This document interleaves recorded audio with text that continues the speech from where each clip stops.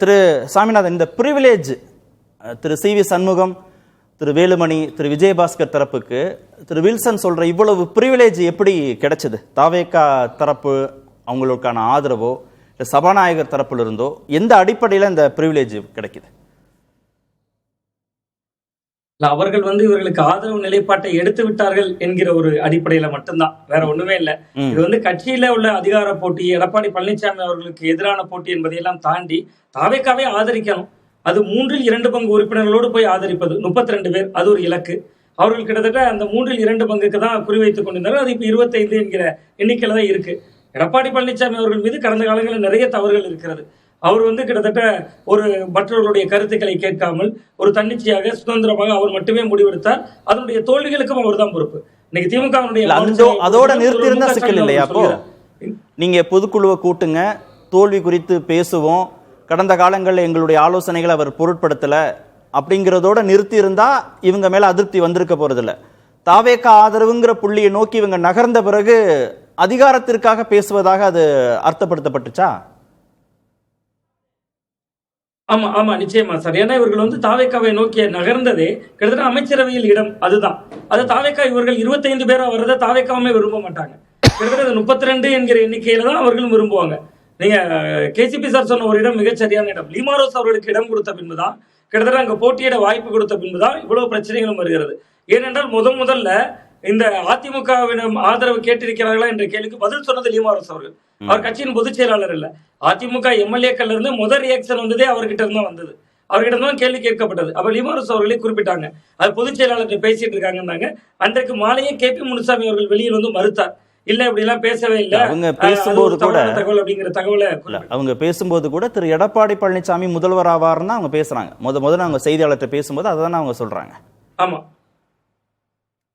ஆமா, எடப்பாடி பழனிசாமி அவர்கள் முதல்வர் ஆவாங்கிறாங்க. தாவேக்காவுடன் பேசிக் கொண்டிருக்கிறார்களா, தாவேக்கா அணுகிறாங்களா என்கிற கேள்விக்கும் அவர்கள் பதில் சொன்னாங்கிறார்.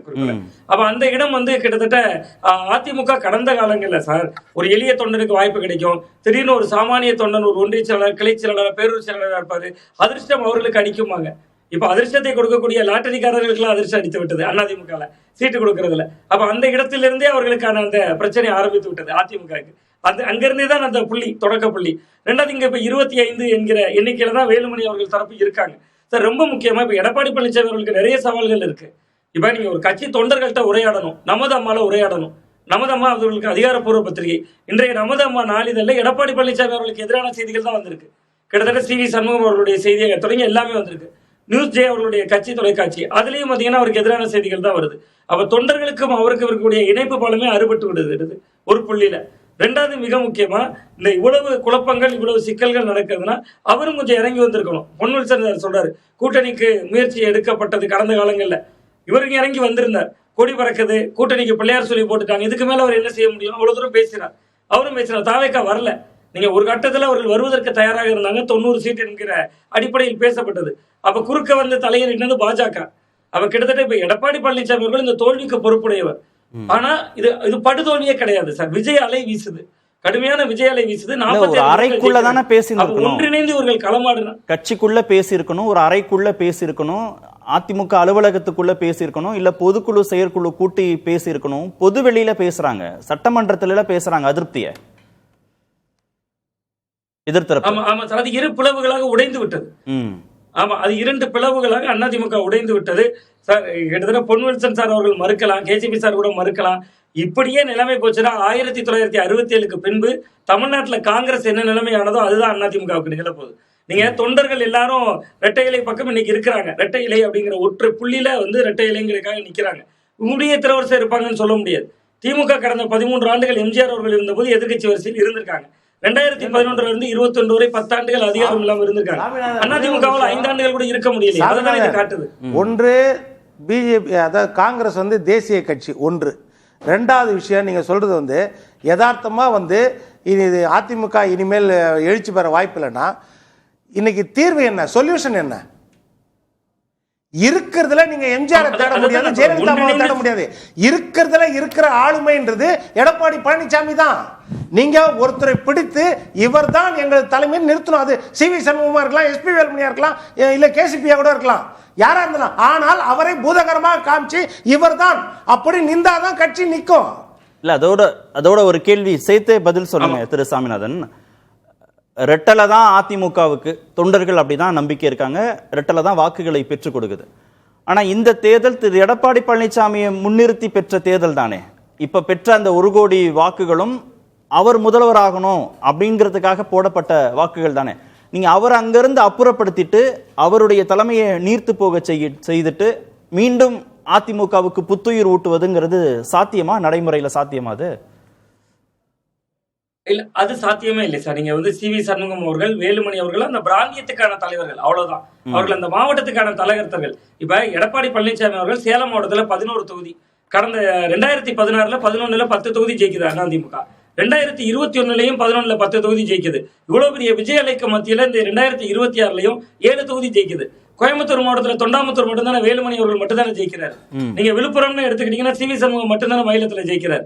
நீங்க கிட்டத்தட்ட அப்படித்தானே மற்ற புதுக்கோட்டையில விஜயபாஸ்கர் அவர்கள் மட்டும்தானே ஜெயிக்கிறார். அப்ப சேலத்துல எடப்பாடி பழனிசாமி அவர்கள் 7 தொகுதியை ஜெயிக்க வைக்கிறார். தெரியாமல ஒரு 4 ஆண்டுகள் தமிழகத்தில் ஆட்சி கொடுத்திருக்கிறார். குடிமராமத்து திட்டமா இருக்கலாம், 7.5% இடஒதுக்கீடா இருக்கலாம், 11 மருத்துவக் கல்லூரிகளை கொண்டு வந்ததா இருக்கலாம். அவரை விட்டால் அதிமுகவுக்கு ஒரு சாய்ஸும் கிடையாது. பட் இதுல எடப்பாடி பழனிசாமி அவருடைய தவறு, பிளவுபட்டவர்களை முதல்ல ஒன்றிணைக்கணும். எங்கேயோ ஒரு இடத்துல கற்றுக்கொள்ளணும்ல. தொடர் தோல்விகள் ஏதோ ஒரு படிப்பினையை தரணும்ல. அந்த இடத்தை அவர் கற்றுக்கொள்ள மறுக்கிறார். அந்த இடம் தான் அது வந்து ஒவ்வொரு தோல்வியும் தொடர்வதற்கு அடித்தளமிடுது. அவங்க எடப்பாடி பழனிசாமி அவர்கள் முதல்ல பிளவுபட்டவர்கள் எல்லாம் ஒன்றிணைக்கணும்.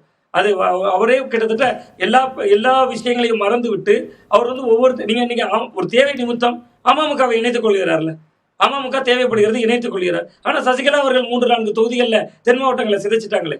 அவ இன்னைக்கும் இவ்வளவு சிதைப்புக்குள்ளான பின்பும் இத்தனை பேர் ஓட்டுகளை பிரித்த பின்பும் கூட 47 தொகுதி ஜெயிக்க இயக்கம் ஒன்றுபடணும்னா திரு எடப்பாடி பழனிசாமி இறங்கி வரணும், ஒன்றிணைவதற்கு அவர் குரல் கொடுக்கணும், தோல்விக்கான காரணங்கள் குறித்து அலசி ஆராயணும் அப்படின்னு அவருக்கான விமர்சனங்களோடு அணுகணும்னா தாவேக ஆதரவு நிலைப்பாடு, தாவேக அரசுக்கு ஆதரவாக வாக்களித்து விட்டு அந்த தன்மையோடு வந்து அந்த பேச்சுவார்த்தைக்கு சுமூக புள்ளிக்கு வருவதற்கு வாய்ப்பு இருக்கா? அந்த தன்மையோடு அணுக முடியுமா இனிமே இந்த பேச்சுவார்த்தைய? இல்ல, இனிமேல் வாய்ப்பே இல்லை. இனி வாய்ப்பே இல்லை.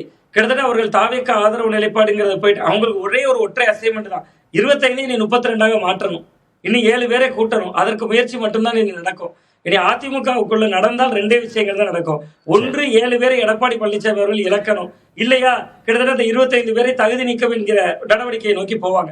எது எப்படியாக இருந்தாலும் அந்த கட்சிக்காக வேலை செய்த தொண்டர்களுடைய நிலைமைதான் பரிதாபமாக இருக்கிறது. ஒரு 5 ஆண்டுகள் ஆளுங்கட்சியாக இருப்போம், 5 ஆண்டு எதிர்கட்சியாக இருப்போம் அப்படிங்கிற நிலைமையில தான் கட்சியின் தொண்டர்கள் இருப்பாங்க.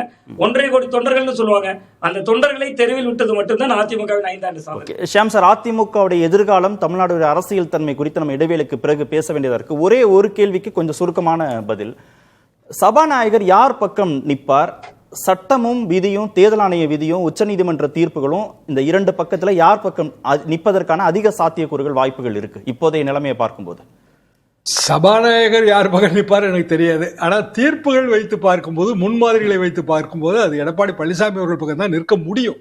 என்ன காரணம்னா அவர் தான் தேர்தல் ஆணையத்துல ரெகக்னைஸ்டா அவர் தான் A ஃபார்ம் பி ஃபார்ம்ல கையெழுத்து போட்டிருக்காரு. அதை வச்சுதான் ரெட்டையில வாங்கியிருக்காங்க. அதை வச்சுதான் வெற்றி அடைஞ்சிருக்கிறாங்க. சபாநாயகர் வந்து என்னதான் இருந்தாலும் ஒரு அரசியல் கட்சியை சேர்ந்தவர். அவர் எப்ப வேலுமணி அவர்களுக்கு பேசுவதற்கு ஒரு வாய்ப்பு கொடுத்தாரோ அப்பமே அவரோட நடுநிலை மீது நமக்கு சந்தேகம் வந்துருச்சு. அவர் என்ன வேணாலும் செய்யலாங்க. ஆனால் இந்த மேட்டரை இதோட நிக்க போறது இல்ல. அடுத்த கட்டமா தேர்தல் ஆணையத்துக்கு போகும், அடுத்த கட்டமா வந்து கோர்ட்டுக்கு போகும். அப்போ அதிமுக என்ன ஆகுங்கிற கவலை வந்து எல்லோருக்கும் இருக்கிறது.